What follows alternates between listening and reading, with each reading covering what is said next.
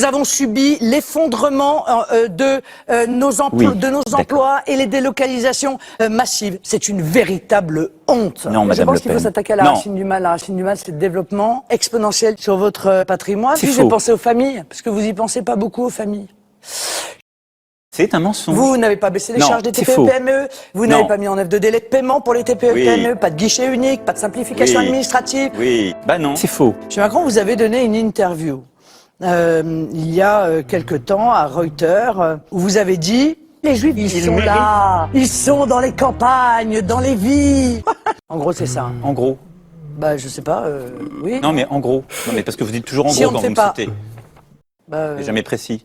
bah, Donc allez-y, poursuivez, je sais Madame pas. Le Pen. Moi, j'ai évidemment, et Monsieur Macron me le reproche souvent d'ailleurs, effectivement des mesures extrêmement Oui. importantes pour le pouvoir d'achat, pour rendre l'argent aux Français, et notamment qui passe par la baisse de Monsieur Macron. Vous avez participé à un mentez gouvernement pas. qui a mis en œuvre la loi El Khomri. N'importe quoi, Madame Le Pen. Le C'est grand faux. danger aujourd'hui, Monsieur Macron, c'est la bagarre Je suis allé personnelle. au contact, moi, des C'est journalistes. si vrai que quand on vous a dit mais comment vous allez faire Oui, face à Madame oui, Merkel, vous avez dit oui, mais je serai oui. pas face à elle, Non. je serai avec Non. elle. Je suis contre tout ce qu'a dit Madame Le Pen.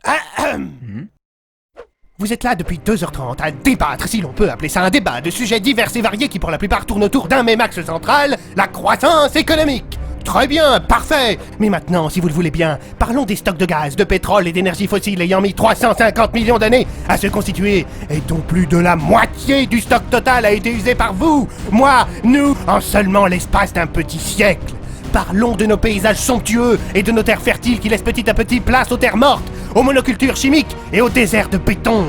Parlons de notre nourriture, de notre air et de notre eau, du bien commun, symbole même de la vie sur Terre qui pourtant tue des dizaines, des centaines, voire même des milliers de personnes chaque année en France. Parlons de nos déchets, cet héritage empoisonné légué de force aux générations futures et dont personne ne sait quoi foutre. Pourquoi ce que vous nous présentez comme un progrès n'est qu'un culte de la croissance et du productivisme? Pourquoi toujours mépriser, voire pire, ignorer l'histoire, l'enracinement, la réflexion sur le long terme, l'anti-individualisme, la tradition? Comme si notre futur en commun dépendait d'un seul et unique choix, soit d'un formidable modernisme amenant joie et bonheur, soit d'un terrible retour au Moyen-Âge amenant tristesse et malheur.